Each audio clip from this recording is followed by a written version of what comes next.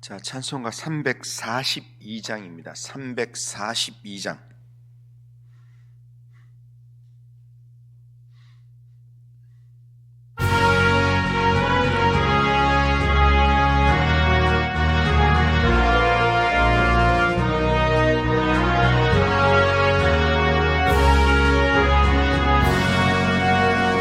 너 시험을 당해 죄 짓지 말고 너 용기를 다해 곧 물리치라. 너 시험을 이겨 새 힘을 얻고 주 예수를 믿어 늘 승리하라. 우리 구주의 힘과 그의 위로를 빌라. 주님 내 편에 서서 항상 도우시리. 내 친구를 삼가 잘 선택하고 너행을 삼가 늘 조심하라. 너 열심을 다해 늘 충성하고 온 정성을 다해 주 봉사하라. 우리 구주의 힘과 그의 위로를 빌라. 주님 내 편에 서서 항상 도우시리. 잘 이기는 자는 상 받으리니 너 낙심치 말고 늘 전진하라. 내 구세주 예수 힘 주시리니 주 예수를 믿어 늘 승리하라. 우리 구주의 힘과 그의 위로를 빌라. 주님 내 편에 서서 항상 도우시리. 자, 신앙 고백합니다. 나는 전능하신 아버지 하나님 천지의 창조주를 믿습니다. 나는 그의 유일하신 아들 우리 주 예수 그리스도를 믿습니다. 그는 성령으로 잉태되어 동정녀 마리아에게서 나시고 본디오 빌라도에게 고난을 받아 십자가에 못 박혀 죽으시고 장사된 지 사흘 만에 죽은 자 가운데서 다시 살아나셨으며 하늘에 오르시어 전능하신 아버지 하나님 우편에 앉아 계시다가 거기로부터 살아있는 자와 죽은 자를 심판하러 오십니다. 나는 성령을 믿으며 거룩한 공교회와 성도의 교제와 죄를 용서받는 것과 몸의 부활과 영생을 믿습니다. 아멘. 자, 하나님 말씀은 여호수아 15장 20절. 자, 여호수아 15장 20절에서 원래 63절까지인데요. 32절까지만 읽어보겠습니다. 32절까지만. 자, 15장 20절부터 32절. 자, 한 절씩 교독하겠습니다. 유다 자손의 지파가 그들의 가족대로 받은 기업은 이러하니라. 유다 자손의 지파의 남쪽 끝 에돔 경계에 접근한 성읍들은 갑스엘과 에델과 야굴과 기나와 디모나와 아다다와 게데스와 하솔과 인낙과 십과 델렘과 바롯과 하솔 하다닥과 그리옷 헤스론 곧 하솔과 아맘과 세마와 몰라다와 하살가따와 헤스몬과 벳벨렉과 핫살수알과 부엘세바와 비스요다와 바알라와 이임과 에셈과 에돌랏과 그 실과 홀마와 시글락과 만나나와 산산나와. 자, 같이 읽겠습니다. 르바욱과 실힘과 아인과 림몬이니 모두 29 성읍과 그 마을들이었으며. 아멘. 자, 오늘 우리가 읽었던 이 본문은 유다 지파에 받았던 분배받았던 기업의 땅들을 성읍별로 그렇게 소개하는 그런 내용입니다. 그리고 우리가 읽지는 않았지만 제일 마지막 절 63절은 예루살렘 여부스 족속을 유다 지파가 정복하지 못해서 여부스족이 예루살렘에서 유다 사람들과 함께 살게 되었다라고 하는 그런 내용입니다. 여호수아 15장은 유다 지파가 약속의 땅에서 분배받은 성읍들을 소개하는 내용인데, 우리가 알지 못하는 오래전 이스라엘의 지명들이 계속 소개되고 있습니다. 우리가 읽기가 다소 좀 지루하고 우리에게는 별로 의미를 못 느끼는 그런 이 지명의 명단들이 쭉 나옵니다. 사실 그 많은 지명들이 다 어디 있는지 하나하나 따져볼 필요가 없습니다. 따져봐야 우리가 알지 못하는 곳이고 또한 지금 현재 확인이 잘 안 되는 곳입니다. 그러나 오늘 이 15장에서 이 유다 지파에 받은 성읍들을 명단들을 보면서 우리가 주목해야 될 게 뭐냐면, 유다 지파의 땅에 대한 묘사가 구체적이면서 63절에 이르기까지 굉장히 길게 기록되어 있다는 겁니다. 길게 기록되어 있다라는 것은 그만큼 언급할 성읍들이 많다 이런 것입니다. 그러니까 한 절에 지금 적어도 한 3개, 4개의 성읍들이 있는데, 그런데 유다 지파의 성읍들은 지형을 따라서 너무 많아가지고 지형을 따라서 4개로 구분해놨는데, 그 4지역은 오늘 우리가 읽었던 것은 남쪽 지역입니다. 그리고 33절부터는 평지에는 이렇게 이야기합니다. 그러니까 지중해 쪽에 평지 쪽을 땅들을 이야기하고, 그 다음에 그 뒤에 가면 산지 땅, 중앙 부분에 있는 북중앙 부분에 있는 산지 땅에 대한 이야기를 쭉 이야기하고, 그 다음에 맨 마지막에는 이 동편에 있는 광야 땅을 이야기합니다. 그러니까 동서남북의 이야기를 지금 넓은 땅을 이야기하는데, 그 지금 여기 언급된 성읍의 수가 몇 개 정도 되냐면 120개가 넘습니다. 그러니까 유다 지파에게 지금 이 많은 동서남북으로 넓은 영토와 또 약 120개의 성읍들에 대한 소개를 하는 것은 유다 지파가 이스라엘 중에서 이 장자의 복을 받는 그런 지파로서 얼마만큼의 큰 복을 받는가라는 것을 확인할 수 있는 그런 내용이라는 겁니다. 유다 지파의 땅이 넓고 그 성읍이 많았던 이유는 첫 번째는 야곱의 축복 때문이었습니다.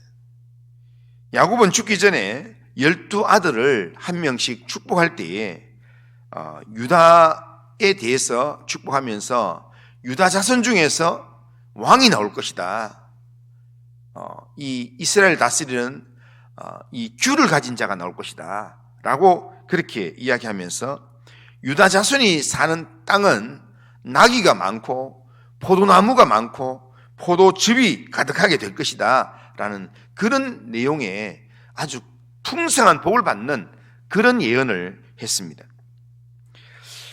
유다가 이렇게 야곱으로부터 이런 복을 받았던 이유는 뭐냐면, 유다가 애굽에서 그의 막내 베냐민을 대신해서, 베냐민이 거기에 잡히게 될 상황이 되었을 때 베냐민을 대신해서 자신이 평생 노예가 되겠다, 그리고 베냐민을 풀어줘라 라고 하는 그런 헌신의 말을 했기 때문에 이런 복을 받게 되었습니다.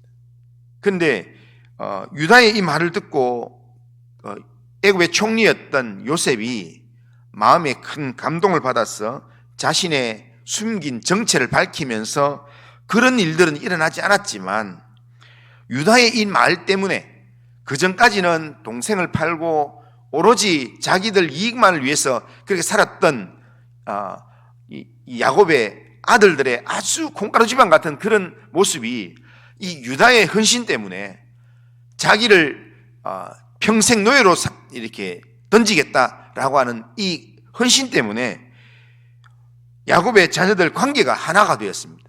그러면서 그 다음부터는 모두가 요셉도 형들을 위해서 가족들을 위해서 헌신하는 자가 되었고 다른 가족들도 전부 다가 이렇게 한 마음으로 그렇게 하나님을 바라보고 가족을 온전히 하나 되게 하는 일에 헌신하게 되었다는 겁니다.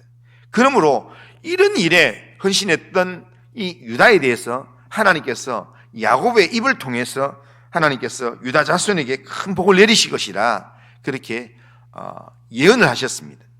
그 예언한 내용이 실제 지금 유다 자손에게 이 복으로 주어진 것입니다. 그 다음에 또 하나, 유다 지파가 넓고 성읍이 많았던 이유는 야곱의 축복 그뿐 아니라 그 이후에 계속되는 이 가나안으로 나오고 가나안 정복 전쟁을 하는 그 과정에서 유다 지파의 충성된 헌신 때문이었습니다. 야곱이 유다에게 복을 선언한 지 약 480년이 지났습니다. 그런데 480년이 지났지만 유다 지파는 계속해서 하나님께 충성을 했습니다. 그러니까 갈렙을 이야기할 때 유다 지파의 대표자였던 갈렙을 이야기할 때 그때 그는 충성하였다 이렇게 했는데 그 충성하였다는 하나님께 충성했다는 표현을 성경에서 한 여러 번 나오는데 그런데 모세가 그걸 인정하고 하나님이 인정하고 45년 전에 40세에 그걸 이야기했는데 그런데 광야에서 가데스 바네에서 그걸 인정했는데 그런데 지금 85세가 된 그때에도 지금도 여전히 이야기를 하면서 충성하였다라고 이야기한다. 온전히 하나님을 따랐다. 제가 어제 설교했는 내용 중에서 수정해야 될 게 하나 있습니다. 제가 갈렙을 이야기하면서 갈렙의 온니엘을 이야기하면서 악사를 주었던 온니엘을 이야기하면서 갈렙의 동생이라 그렇게 이야기했는데 그런데 보니까 갈렙의 동생이 아니라 갈렙의 조카로 이렇게 성경이 그렇게 기록되어 있더라고요. 그런데 이렇게 지금 일반적으로 이렇게 찾아보면 성경에는 이 갈렙의 동생 그나스의 아들 온니엘 이렇게 되어 있는데 이렇게 그나스가 어떻게 보면 갈렙에 속한 이 조상에 대한 이야기입니다. 그러니까 그나스의 자손이었던 갈렙이 이렇게 나오거든요. 그런데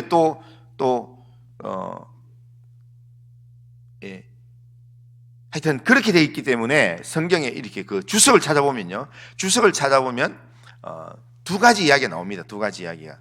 그러니까 갈렙과 온니엘의 관계를 갈렙의 동생 온니엘일 수도 있고 갈렙의 조카 동생의 아들이라는 의미로 할 수 있는데, 근데 제가 보기에 우리 성도님들한테는 헷갈리지 않게 지금 우리 이 여호수아 15장에 나오는 문자 그대로, 그 다음에 또 사사기 1장에 나오는 문자 그대로 하면 그냥 이 갈렙의 동생의 아들로 보는 게 성도님들이 성경을 보는데 덜 헷갈릴 것 같아서 수정을 하겠습니다. 어제는 내가 동생으로 얘기했는데 동생의 아들 온니엘이라 그렇게 생각하면 좋겠습니다. 그런데 갈렙이 충성을 하고 온니엘이 충성을 하고 그 온니엘이 나중에 사사기에 보면 나중에 여호수아 이후에 첫 번째 이스라엘을 다스리는 사사가 됩니다. 그리고 또 갈렙의 딸 악사도 하나님 말씀에 충성하는 그런 사람으로, 그러니까 이 유다 지파에 속한 사람들이 지금 갈렙의 딸까지 이 갈렙을 중심으로 모두가 다 하나님의 일에 충성하는 그런 삶을 수백 년 동안 살아온다는 겁니다. 그런 삶 때문에 광야 시대부터 사사 시대에 이르기까지 이스라엘 진영이 전쟁에 나갈 때마다 제일 선두에 섰던 사람이 누구냐면 바로 유다 지파였습니다. 늘 하나님 앞에 먼저 물으면 하나님께서 유다가 올라갈지니라 이렇게 말해서 희생도 제일 많이 하고 책임을 제일 많이 감당했던 그런 지파였다는 겁니다. 이런 유다 지파를 하나님께서 복 주셔서 강성하게 하셨고 가장 큰 지파, 가장 많은 성읍을 소유하게 하나님께서 하셨다는 겁니다. 그것을 오늘 증명해주는, 확인해주는 본문이 오늘 본문이라 할 수 있습니다. 그러니까 하나님께서는 하나님 앞에서 믿음으로 헌신하고 믿음으로 살아가는 그 사람에게 결국에는 하나님의 복을 하나님 넘치게 주신다는 겁니다. 이걸 정리를 하면 하나님은 오늘 우리가 어떻게 사느냐에 따라서 오늘의 우리 삶의 내용을 가지고 내일을 만들어 가시는 하나님이시라는 겁니다. 유다의 충성으로 그의 후손들이 큰 복을 받으리라는 약속을 받았고 유다의 후손들이 계속해서 하나님께 충성해서 그 복이 계속 이어지게 했던 것처럼 그래서 오늘 많은 120여 개의 그런 성읍들을 유다의 기업으로 언급하는 것처럼 오늘 우리가 어떻게 사느냐, 오늘의 우리의 삶을 통해서 하나님은 우리의 내일을 만들어 가실 것이라는 겁니다. 그런 의미 때문에, 그렇기 때문에 오늘을 우리가 정신을 차리고 오늘을 하나님의 말씀으로 우리가 분명하게 살아가야 된다라는 겁니다. 그러니까 오늘이라는 시간에 톡 하나님께 충성하고 하나님 말씀대로 살려고 영적으로 몸부림치는 그런 우리가 되어야 합니다. 그런데 이 유다 지파의 이 땅을 이야기를 잘하고 맨 마지막 절 유다 지파에 대한 이야기를 다 하고 난 다음에 63절 맨 마지막 절에 보면 이 유다 지파가 여부스 족속을 못 쫓아냈다라고 이야기합니다. 63절을 보면 예루살렘 주민 여부스 족속을 유다 자손이 쫓아내지 못하였으므로 여부스 족속이 오늘까지 유다 자손과 함께 예루살렘에 거주하니라 그렇게 말씀합니다. 여호수아 10장에서 여호수아가 예루살렘 왕 아도니세덱을 연합군을 격파할 때 아도니세덱을 죽이게 됩니다. 그러니까 예루살렘 왕이 죽었습니다. 예루살렘에 속한 군사들이 다 죽었습니다. 하지만 예루살렘에 있던 여부스 족속들은 이 유다 지파가 쫓아내지 못했다라는 겁니다. 쫓아내지 못하였다라는 말은 쫓아내지 못했다는 말은 이렇게 자기 능력이 안 됐다 이 말입니다. 자, 예루살렘에 있는 여부스 족속을 쫓아내지 않고 그렇게 불편한 동거를 하게 된 이유가 뭐냐? 이것은 이 두 가지 이유를 이야기할 수 있습니다. 하나는 유다 지파가 지금 성읍을 120개나 소유했는데 120여 개나 소유했는데 그 중에 지금 성 하나에 지금 그 이방 민족이 좀 몇 명 살고 있다고 문제가 되겠나라는 생각에 여부스 족속을 그냥 이렇게 쫓아내지 않은 그런 내용도 될 수 있습니다. 그러니까 이렇게 120개 성읍 중에서 한 성읍 정도야 이런 생각. 두 번째 이유는 뭐냐면 여부스 지역, 예루살렘 이 지역이 정복하기가 아주 까다로운 지역입니다. 부담스러운 지역입니다. 왜냐하면은 이게 예루살렘이라는 이 지역 자체가 언덕이기 때문에 그러니까 성전, 예루살렘 성전 올라갈 때 시편에 있는 내용 대부분 다가 뭐냐면 그러니까 올라가는 노래잖아요. 내가 산을 향하여 눈을 들리라는 게 그 산이 다 예루살렘 성전이 있는 산을 이야기하거든요.